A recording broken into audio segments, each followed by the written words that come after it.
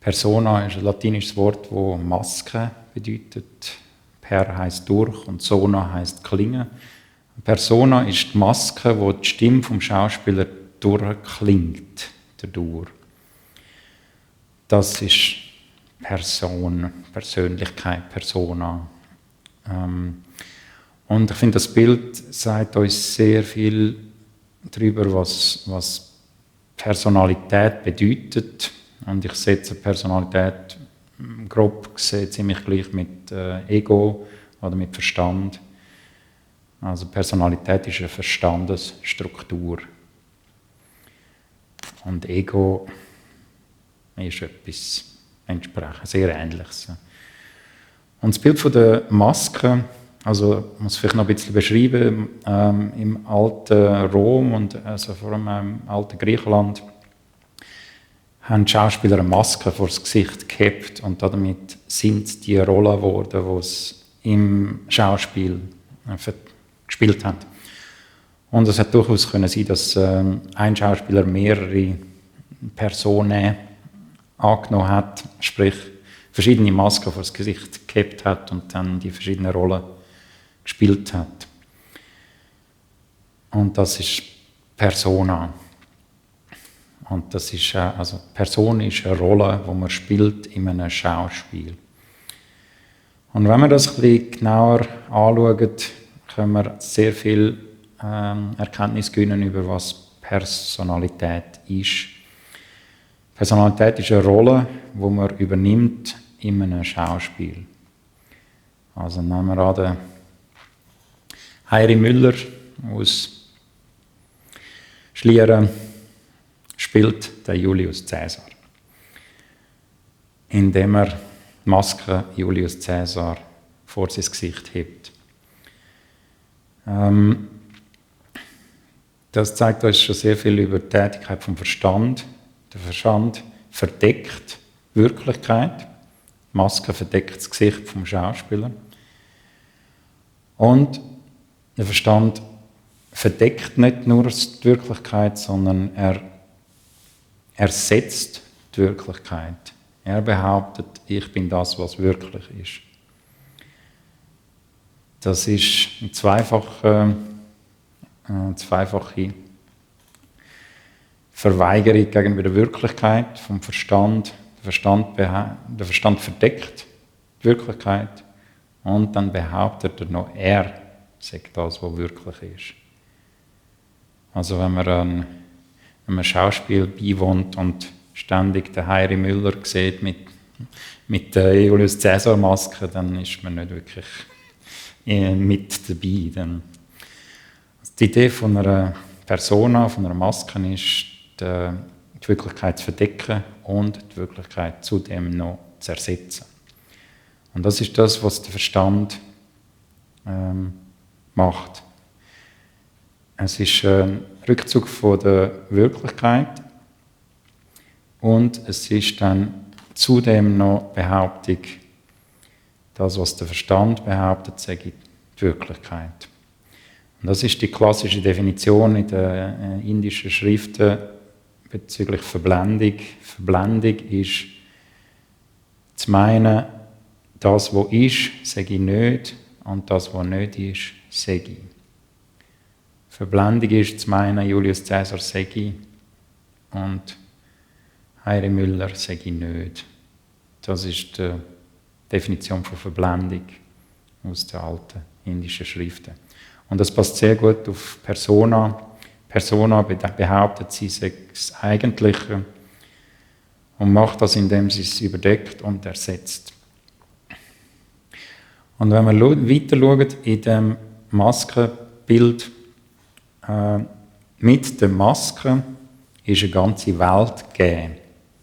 Mit der Maske von Julius Caesar ist die Welt von Julius Caesar gegeben. Übertragen auf Persona oder Personalität heisst das, dass Personalität hat ihre entsprechende Welt. Personalität ist etwas, was im Verstand stattfindet und die Welt der Personalität ist die Welt vom Verstand und nicht die Wirklichkeit. Das ist ganz ein wichtiger Punkt, der häufig durcheinandergebracht oder übersehen wird. Das ist das Gleiche, wenn die alten Schriften, jetzt vor allem in Indien, sagen, Ego und Welt entstehen gleichzeitig und vergehen auch gleichzeitig. Sobald Julius Caesar da ist, ist die Welt von Julius Caesar da und die Welt von Julius Caesar. In der Welt von Julius Caesar kommt der Julius Caesar vor. Das kommt nur miteinander vor, entsteht miteinander und vergeht miteinander. Der nächste Punkt, der ganz wichtig ist und durch das Bild schön gezeigt wird, ist das Verhältnis zwischen Person und Wirklichkeit. Oder im Bild zwischen Maske und Schauspieler. Wenn man das Bild so anwendet, dass man sagt, der Schauspieler ist die Wirklichkeit, die Persona, die Maske ist die Person, dann stellt sich die Frage, in welchem Zusammenhang stehen die? Und ein extrem wichtiger Punkt diesbezüglich ist, dass der Julius Caesar sich noch so anstrengen und sich vervollkommnen und spirituelle Kurse besuchen. Er wird nie der Heiri Müller. Und das bedeutet, übertragen auf den spirituellen Prozess, es gibt an der Person nichts zu tun. Und die Person kann nicht in die Wirklichkeit kommen. Die Person ist eine Struktur im Verstand und kommt außerhalb vom Verstand nicht vor. Und außerhalb der Welt vom Verstand. Und die Person kann sich nicht spirituell so weiterbilden, dass sie irgendwann in die Wirklichkeit kommt. Anders gesagt, es gibt keine erleuchtete Person.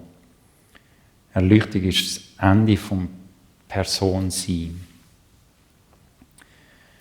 Das klingt jetzt ein bisschen fatal, aber der positive Gehalt von dieser Erkenntnis ist, der spirituelle Weg ist nicht eine Selbstverbesserung. Es geht nicht darum, dass die Person sich immer mehr verbessert, bis sie irgendwann so vollkommen ist, dass sie dann erleuchtet. Das ist nicht der spirituelle Weg. Radikal gesagt bedeutet das, an der Person zu arbeiten, ist keine spirituelle Praxis. Und Personenverbesserung ist nicht nötig für Erleuchtung. Und das ist eine riesige Befreiung, das zu wissen und auch zu beachten. Man muss sich nicht vervollkommnen, damit Erleuchtung stattfindet. Das hat nichts miteinander zu tun. Umgekehrt sind Erleuchtete ja keine vollkommene Personen. Auch das ist ein Missverständnis, das viele Probleme mit sich führen kann. Wenn irgendwelche Vorstellungen sind von Erleuchteten sind die perfekten Personen. Das ist nicht der Fall. Es hat nichts miteinander zu tun. Und eben, weder wird der Heiri Müller der Julius Caesar, noch kann der Julius Caesar durch irgendwelche Anstrengungen der Heiri Müller werden. Das ist nicht das Verhältnis von sogenanntem unerleuchteten Zustand und sogenanntem erleuchteten Zustand. Es gibt nichts zu tun in der Personalität. Das heisst nicht, dass es nicht fruchtbar sein kann, im personalen Bereich zu arbeiten für spirituelle Prozesse. Es kann sein, dass es hilfreich ist, im Personalen zu arbeiten, kann man so sagen, Konstellationen erreichen, die förderlich sind, am eigentlichen Ziel in die Wirklichkeit kommen. Erleuchtung ist das Einlassen vom Sein, von der Wirklichkeit. Und das soll die Ausrichtung und auch der Fokus und der Stand sein, wo man im spirituellen Weg einnimmt. Und aus dem Stand heraus und aus dem Blickwinkel heraus kann es förderlich sein, im Personalen zu arbeiten. Aber es führt nicht aus dem Personalen raus, wenn man im Personalen rein mit dem Personalen schafft. Das stärkt das Personalen, statt dass das Personalen so gelockert wird, dass das Licht von der Wirklichkeit hineinscheinen. Der Julius Caesar kann sich noch so anstrengen, er wird nie der Heiri Müller. Und das ist nicht der Weg, der gemeint ist. Damit der Heiri Müller sein kann, muss er die Masken abnehmen und nicht als Julius Caesar versuchen, zum Henry Müller zu gelangen. Es ist ein absolutes Missverständnis, wo die Verblendung stärkt. Wenn der Henry Müller meint, er müsse als Julius Caesar etwas unternehmen, zum Henry Müller werden, dann hat er den Zusammenhang nicht begriffen. Dann ist er gefangen im Julius Caesar sein. Also als Person kommt man nicht über Person raus. Man kann aber aus der Wirklichkeit fruchtbar mit personalen Strukturen arbeiten. Aber das ist nur dann fruchtbar, wenn man den Stand außerhalb vom Personalen nimmt und bewusst von dem Stand her mit dem Personalen schafft. Das ist fruchtbare Arbeit mit Personalem. Aber es geht in keiner Weise im spirituellen Weg um Verbesserung von Person. Das ist eine Stärkung von der Person, die den Durchbruch verhindert.